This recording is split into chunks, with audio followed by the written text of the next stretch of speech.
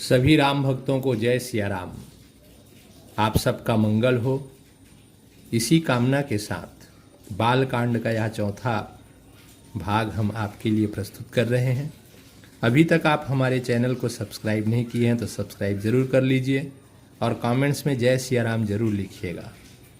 तो चलिए तुलसी बाबा के इस पावन धारा को हम प्रवाहित करते हैं, छंद में पहुँचते हैं और क्या कहता है हम समझते हैं। मंगल करनी कलिमल हरणी तुलसी कथा रघुनाथ की, गति कुर कविता सरित की, जो सरित पावन पाथ की। प्रभु सुजस संगति भनीति, भली हो इहि सुजन मन भावनी। भव अंग भूति मशान की, सुमिरत सुहावनी पावनी। तुलसीदास जी कहते हैं कि इस रघुनाथ जी की कथा कल्याण करने वाली और कलयुग के पापों को हरने वाली है। मेरी इस भद्दी कविता रूपी नदी की चाल पवित्र जल वाली नदी गंगा जी की चाल की भांति टेढ़ी है। प्रभु श्री रामनाथ जी के सुंदर यश के संग से यह कविता सुंदर तथा सज्जनों के मन को भाने वाली हो जाएगी।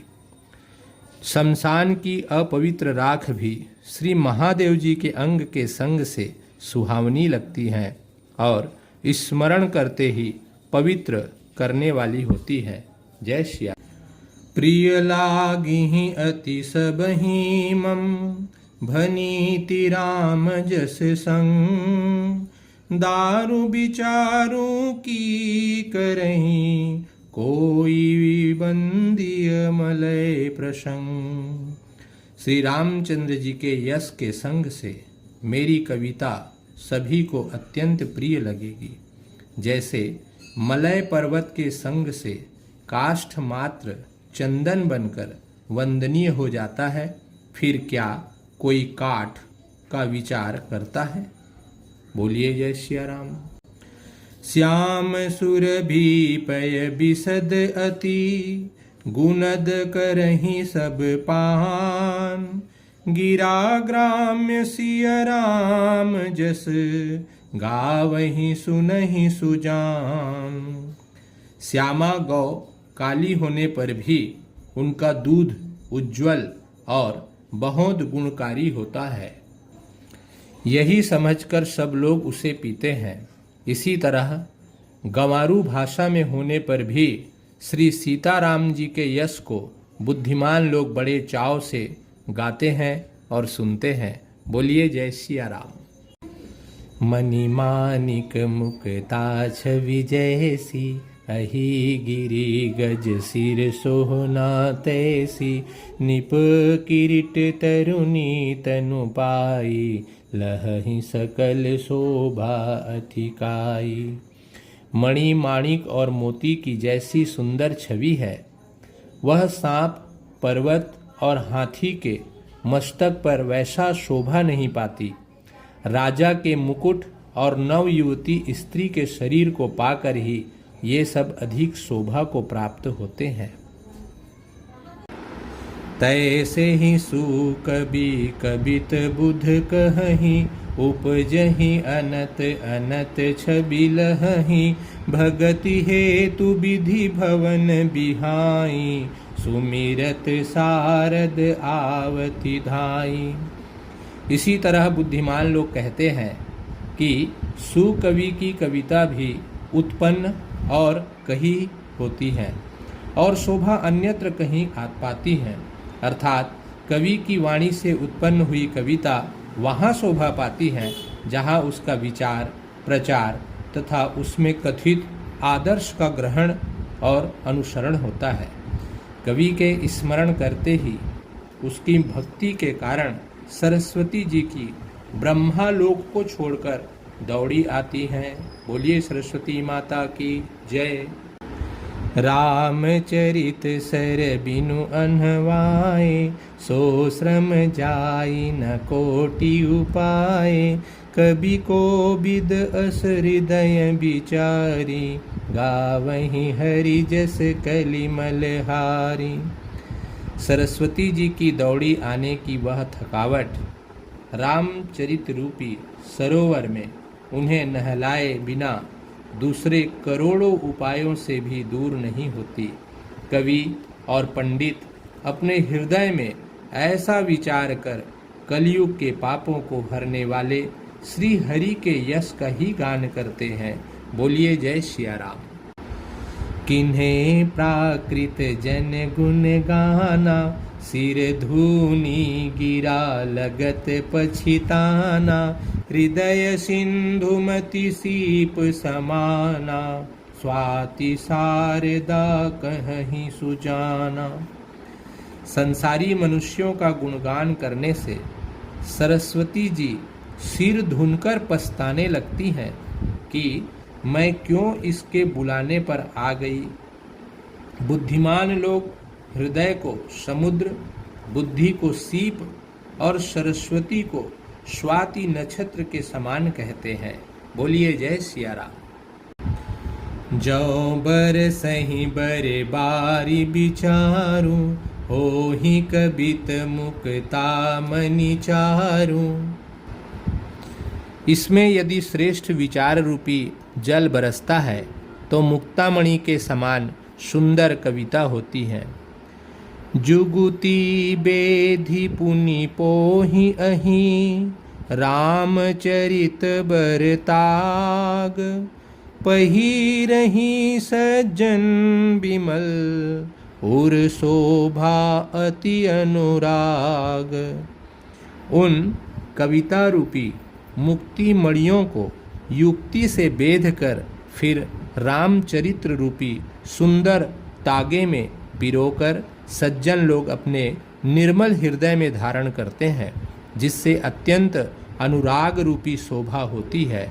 जय सिया राम। जे जन में कलि काल कराला, करे तब बायस बेस मराला, चलत कुपंथ बेद मग छाणे, कपट कलेवर कलिमल भाणे। जो कराल कलयुग में जन्मे हैं, जिनकी करनी कौवे के समान है और वेश हंस का सा है, जो वेद मार्ग को छोड़कर कुमार्ग पर चलते हैं, जो कपट की मूर्ति और कलयुग के पापों के भाड़े हैं। बंचक भगत कहाई राम के, किंकर कंचन कोह काम के, तिन्ह महम प्रथम रेख जग मोरी, धिंग धर्म ध्वज धंधक धोरी।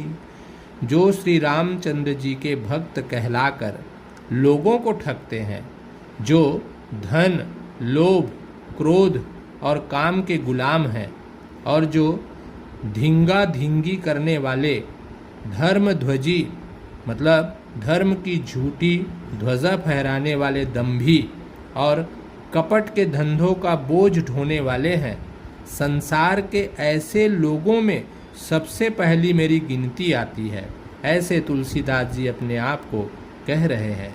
जय सिया राम। जो अपने अवगुण सब कहूँ, बाढ़ही कथा पार नहीं लहूँ, ताते मैं अति अल्प बखाने, थोरे महु जानी अहि सयाने। यदि मैं अपने सब अवगुणों को कहने लगूं तो कथा बहुत बढ़ जाएगी और मैं पार नहीं पाऊंगा। इससे मैंने बहुत कम अवगुणों का वर्णन किया है। बुद्धिमान लोग थोड़े में ही समझ गए होंगे। जय सिया राम।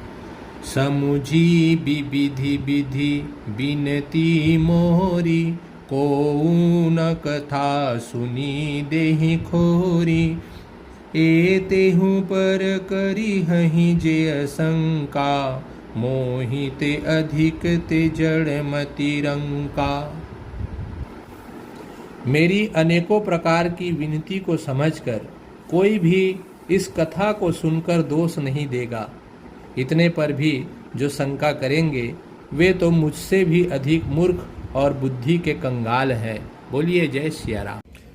कभी ना हो नहीं चतुर कहावहूँ, मति अनुरूप राम गुण गावहूँ। कहाँ रघुपति के चरित अपारा, कहाँ मति मोरी निरत संसारा।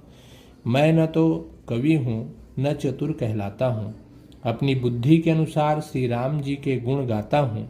कहाँ तो श्री रघुनाथ जी के अपार चरित्र, कहाँ संसार में आसक्त मेरी बुद्धि है।